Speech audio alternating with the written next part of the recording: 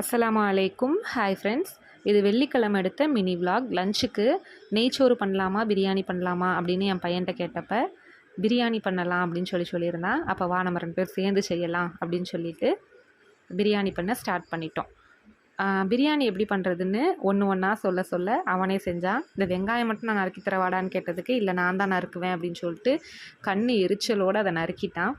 அதுக்கப்புறம் 1 பை 1 வெங்காயம், தக்காளி, இஞ்சி பூண்டு பேஸ்ட்டு, பட்டை, கிராம்பு, ஏலக்காய் அதெல்லாம் சேர்த்து வதக்கணும் அப்படின்னு சொல்லி ஒன்று ஒன்றா வதக்கிட்டு ஏற்கனவே கறி வேக போட்டிருந்தேன். அந்த வெந்த கறி அது கூட சேர்த்து தண்ணியெல்லாம் சேர்த்துட்டு அரிசி ஊற போட்ட அரிசியை நல்லா வடித்து எடுத்துகிட்டு வான்னு சொல்லியிருந்தேன். எல்லாம் ரெடி பண்ணி ஓரளவுக்கு தம் போட வச்சாச்சு. பிரியாணிக்கு ஸ்வீட் இல்லாமலா அப்படின்றதுக்காக நான் பாசிப்பருப்பு கருப்பட்டி போட்டு ஒரு பாயசம் பண்ணியிருந்தேன்.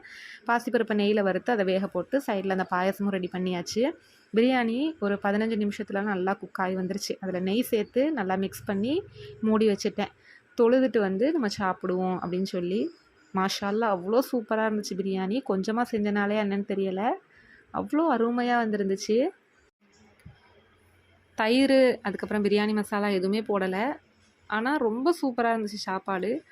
அல்ஹம்துலில்லாஹ் நல்லா என்ஜாய் பண்ணி சாப்பிட்டோம். அது கூட இந்த பாயசமும் அவ்வளோ அருமையாக இருந்துச்சு.